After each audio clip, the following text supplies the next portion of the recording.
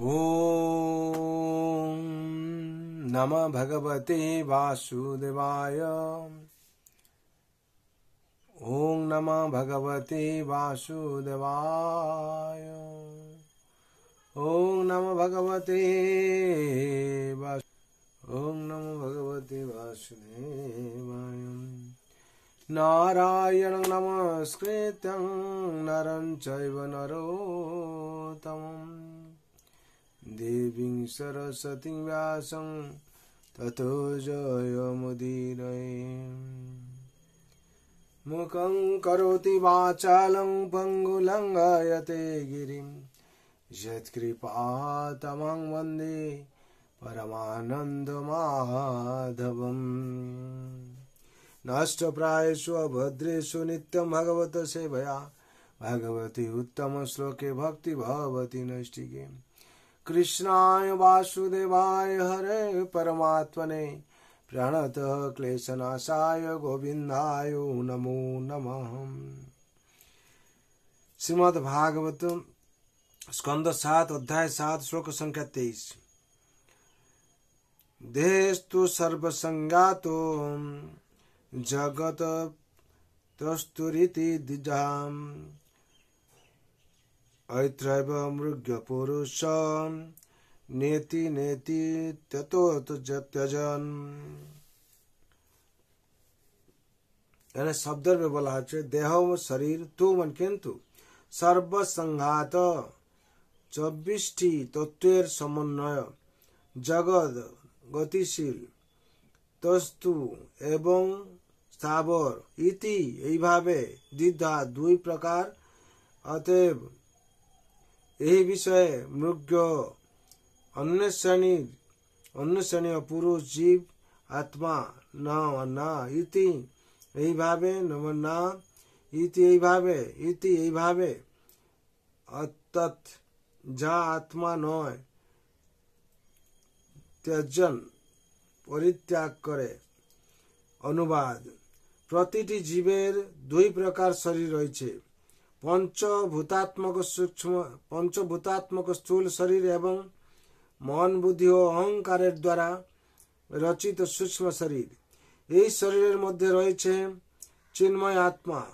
মনুষ্যের কর্তব্য এটি নয়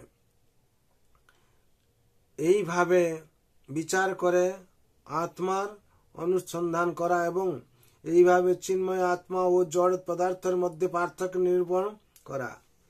তাৎপর্য পূর্বে উল্লেখ করা হয়েছে স্বর্ণং যথা গ্রাবসু হেমং কার ক্ষেত্রেষু যোগেস্তধিজ্ঞ অল্পয়াদ।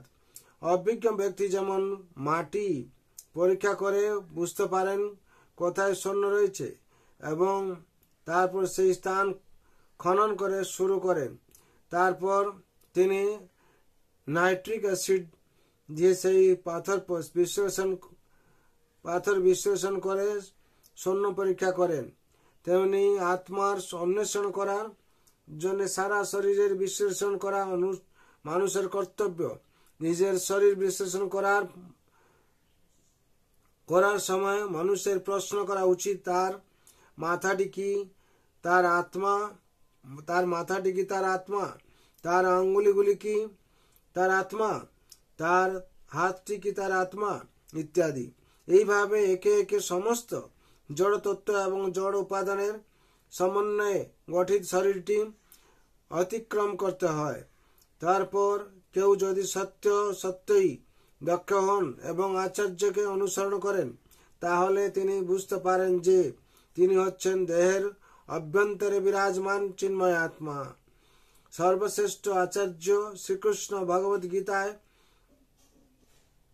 তার উপদেশের শুরুতেই বলেছেন দেহিন্যস্মিন যথা দেহে কৌমারং যৌবনং জরা তথা দেহান্তর প্রাপ্তি ধীর সত্র ন মুহ্যতি।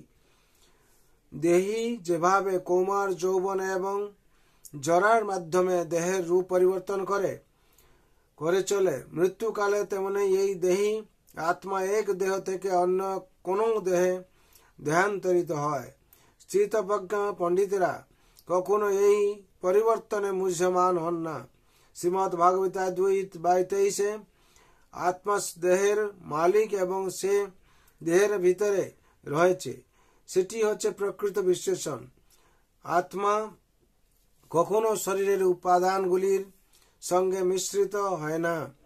আত্মা যদিও দেহের ভিতরে রয়েছে, তবুও সে পৃথক এবং সর্বদাই শুদ্ধ। মানুষের কর্তব্য এইভাবে বিশ্লেষণ করার মাধ্যমে আত্মাকে উপলব্ধি করা। সেটি আত্মতত্ত্বজ্ঞান। নেতি হচ্ছে বিশ্লেষণের মাধ্যমে জড় পদার্থগুলি পরিত্যাগ করার পন্থা। দক্ষতাপূর্বক এইভাবে বিশ্লেষণ করার মাধ্যমে বোঝা যায় আত্মা কোথায় রয়েছে।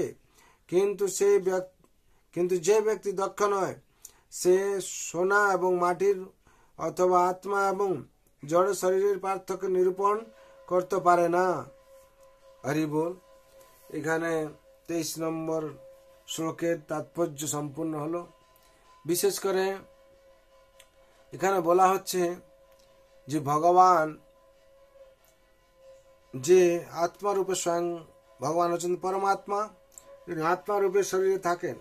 এই শরীরে যে আত্মা আছে চিন্ময়, একে আমরা জড় সাথে তুলনা করলে হবে না। বিশেষ করে পূর্ব পর্যন্ত যে তত্ত্ব সব দেওয়া হয়েছে, 24টি তত্ত্ব দিয়ে আমাদের শরীর, এই পঞ্চমহাভূত, আর হচ্ছে মন বুদ্ধি অহংকারে অষ্ট, যেটা আছে স্থূল শরীর ও সূক্ষ্ম শরীর বর্ণনা করা হয়েছে।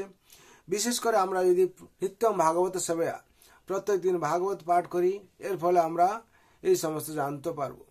তার জন্য সবাইকে আমার অনুরোধ, প্রত্যেক দিন আপনারা ভাগবত শ্রবণ করুন। কেন? ভাগবত শ্রবণের মাধ্যমে দিয়ে কি হবে? নষ্ট প্রায়শ অবদ্রেষু নিত্যম ভাগবত সেবয়া ভাগবতে উত্তম শ্লোকে ভক্তি ভবতি নষ্টিকে, ইষ্টা ভক্তি উৎপন্ন হবে। আর দ্বিতীয় কথা হচ্ছে আপনারা জন্ম মৃত্যু জরা ব্যাধি চক্র থেকে উত্তীর্ণ হয়ে ভগবত ধামে প্রবেশ করবেন, যার জন্য অবশ্যই রাখিবে কৃষ্ণ বিশ্বাস পালন। প্রত্যেক দিন আপনারা ভাগবত পাঠ শ্রবণ করুন, আর হচ্ছে আপনারা ভগবানের অনুশাসন পালন করুন। এই অনুশাসন পালন করার ফলে আপনাদের সার্বিক মঙ্গল হবে। তার জন্য সবাইয়ের মঙ্গলের জন্য আমি ভগবান রাতুল জন্য প্রার্থনা করছি। সর্বভন্তু সুখিনঃ সর্বে শান্ত নিরাময় সর্বভদ্রাণি পশ্যন্তু মা কশ্চিৎ দুঃখ ভাগ ভবেৎ। হরে কৃষ্ণ কৃষ্ণ কৃষ্ণ হরে হরে, হরে রাম রাম রাম হরে হরে। जय जगतगुरु श्रील प्रभुपाद की, श्री गुरु महाराज की जय। श्रीमद् भागवत महापुराण की जय। अनंत कोटि वैष्णव भक्त वृंद की जय। उपस्थित भक्त वृंद की जय। निताय गौर प्रेमानंदे हरि हरि बोल।